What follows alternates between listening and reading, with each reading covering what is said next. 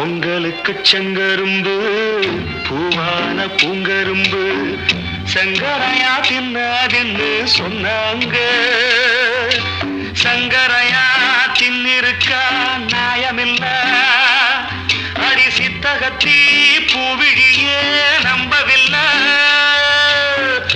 உச்சி வகுந்தெடுத்து பிச்சி பூ வச்ச கிளி பச்சமல பக்கத்துல மேயுதுன்னு சொன்னாங்க. மேயுதுன்னு சொன்னதில நாயம் என்ன கண்ணாத்தா?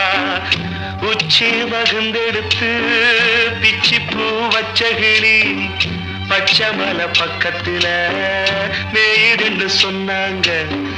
மேயுதுன்னு சொன்னதில நாயம் என்ன கண்ணாத்தா?